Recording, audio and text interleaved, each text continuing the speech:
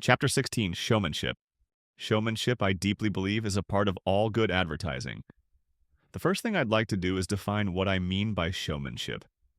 That's the least you can expect, since I'm so sold on it. But showmanship is hard to define. Webster says showmanship is the art of exhibiting things to advantage. You can't argue with Webster, but if there is one thing that definition lacks, it's showmanship. Barnum put it another way. He said, showmanship is the power that makes people buy tickets. I guess advertising people can say, showmanship is the power that makes people buy goods. Showmanship is drama. It's memorability. It's the way you present an idea rather than the idea itself. Or let's take the difference between showmanship and no showmanship. Showmanship is active, the absence of it, passive. You can take the same idea, give it the benefit of good showmanship, and it comes across full of excitement. Without showmanship, even the best idea falls dead with a thud. The basic principles of showmanship are the same, no matter where you apply them, from advertising to world affairs. Remember the Lend-Lease Act? The way President Roosevelt presented that act to the Congress and the people, that was showmanship. The perplexity of the law melted before a fire hose. We had a Neutrality Act on the books. It prohibited our providing strategic materials to warring nations except on a cash-and-carry basis. England desperately needed help, needed destroyers, tanks, and more. And England was in no position to pay cash and carry. With inspired showmanship, Roosevelt proposed Lend-Lease. He explained it to America in simple, homely English. Suppose my neighbor's home catches fire, and I have a length of garden hose 400 or 500 feet away. If he can take my garden hose and connect it up with his hydrant, I may help him to put out his fire. After the fire's put out, the president went on, he gets his garden hose back, and if it is damaged beyond repair and putting out the fire, he, my neighbor, says, "All right, I will replace it." That was how Roosevelt sold Lend-Lease to Congress and the country. He was understood, and the Congress went with him all the way. This showmanship proved a key factor in helping to win the war. Remember the words arsenal of democracy? That was another great phrase, another fine example of showmanship. Who didn't want to protect democracy no matter what you had to spend on arms? Let's move down a few pegs to city government. It was a tough job being street cleaning commissioner of any city. Taking a broom and pushing it around town doesn't add much dignity to a man, not even the man whose job it is to head the department. But someone changed all that. Instead of the street cleaning department, it became the sanitation department. That sounds much better. Men accepted the position as head of the sanitation department, who never would have accepted it before. And this was not merely a phony title applied to a grubby job. The goal of street cleaning and allied services is not just clean streets, it's sanitation. Showmanship is the front rank of all good selling, all good advertising, all good merchandising. Take show business itself. One of the most exciting men to hit show business in years was Mike Todd. He produced that remarkable picture around the world in 80 days and advertised it with a huge number of stars, far in excess of what you might expect in any picture. What's more, he got many of them for little or nothing. Only Mike Todd could have done this. He did it not only with his persuasive personality, he could sell anybody anything, but by the use of ingenious showmanship. He took those bit parts, 44 of them throughout the picture, and called them cameos. That word, cameo, was what helped him get Sir John Gielgud, Frank Sinatra, Marlene Dietrich, Noel Coward, Red Skelton, and dozens of other great stars. That's showmanship for you. Showmanship at a profit. Another great showman of an earlier day, it was Oscar Hammerstein I, if I remember correctly, said, "Put people in the clothes they might normally wear in a setting in which they normally would not be, and the audience is sure to sit up, take notice, and chuckle." He'd have the curtain go up on a hot, sunny scene, complete with palm trees and flamingos. A man, perhaps Bobby Clark, would walk onto the stage wrapped in a bulky, mangy fur coat. Corny? Yes. And the incongruity would bring a laugh.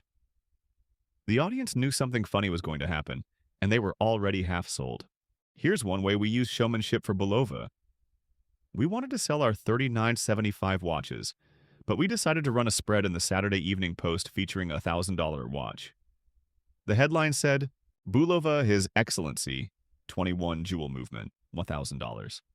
Across the bottom was a narrow panel of watches headed, "You can get the same 21 jewel movement in these watches from $39.75.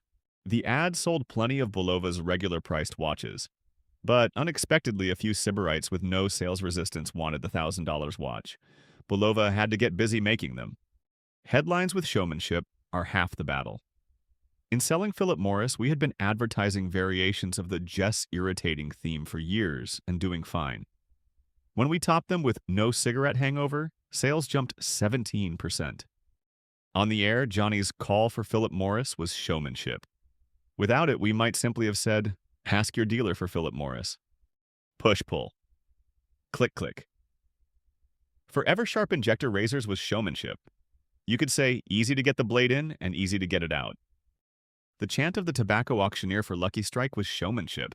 The annual Rheingold beer contest is first-rate showmanship and has helped keep Rheingold the #1 beer in its territory for years. The eye patch on the Hathaway shirt man is showmanship. A top bit of showmanship was the Rolls-Royce headline that said, "At 60 miles an hour, the loudest noise in this new Rolls-Royce comes from the electric clock." I could go on, and so can you. Why don't you?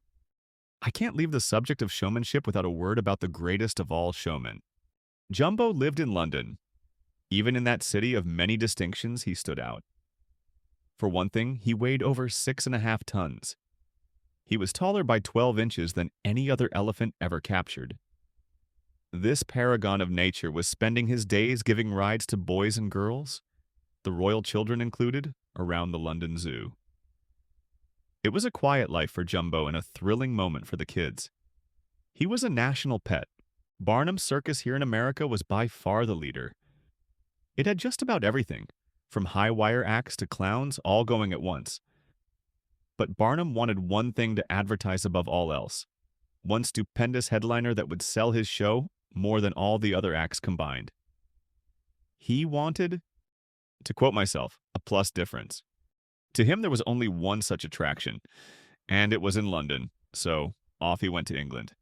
With his genius for publicity and his willingness to take risks, Barnum had all the newspapers telling where he had gone and why. There was real doubt whether he could move the great animal to the States. He got the papers to play up that doubt to the hilt. After long, tedious negotiations, he offered $10,000 for Jumbo and got him. The sale was final. He had the contract in his pocket. Nobody could take Jumbo away from him. Then Barnum started all over again. He caused a suit to be started to stop him from getting Jumbo. Immediately, Jumbo became a cause célèbre. Even Queen Victoria got into the act. She hoped, she said, that Barnum would never get Jumbo. Many people feared for Jumbo's life. Traveling around in America with a circus, they objected, he might be struck by a train and killed. There were headlines and head-shaking across England and America, and Barnum chuckled through it all.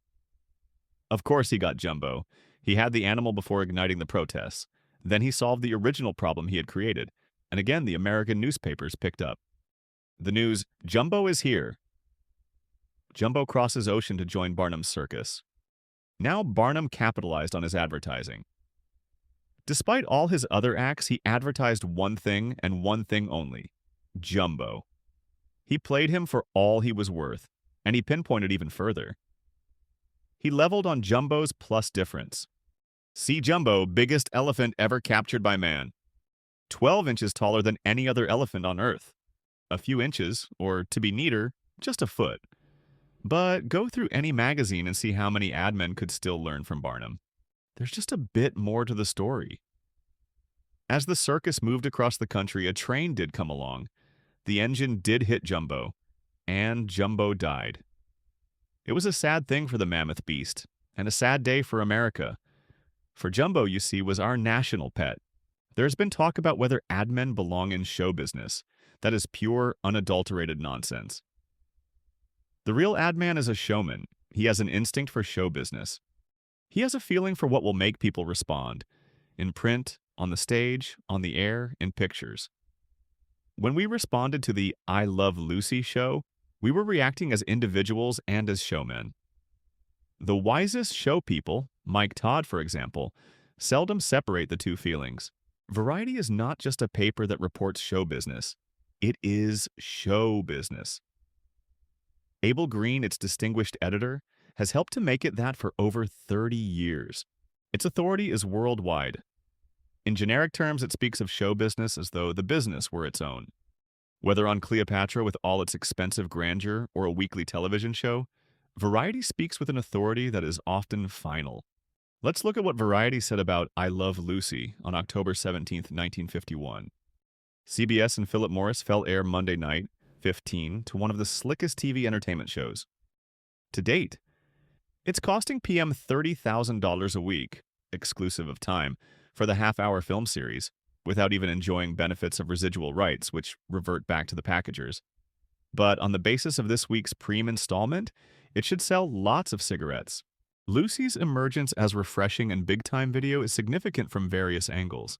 It cannot but help strengthen the growing belief that video programming, to save face and sponsors, must of necessity detour into such avenues where the writing and the material, the human equations and comedy formulas inherent in well-produced situation comedies, will take TV out of its present rut of overproduced spectacles from which any element of anticipation has been dissipated. The new Lucille Ball Desjarnaz show establishes film's secure place in the video sweepstakes, when introduced into the medium under such handsome and professional auspices as applies to Lucy. For here's a film that has all the grade A qualities of major studio production, achieving a depth and visual values that pertain to theater presentation, yet encompassing the desired intimacy for TV. It's a slick blending of Hollywood and TV showmanship, for which much credit belongs to Carl Freund on the camera, masterminding, and Mark Daniels on the direction. That's it for today. If you enjoyed this video, you might want to check our link in the description, where you'll find many other fundamental marketing books in different languages. And don't forget to subscribe to the channel for more persuasion and direct response content. See you in the next one.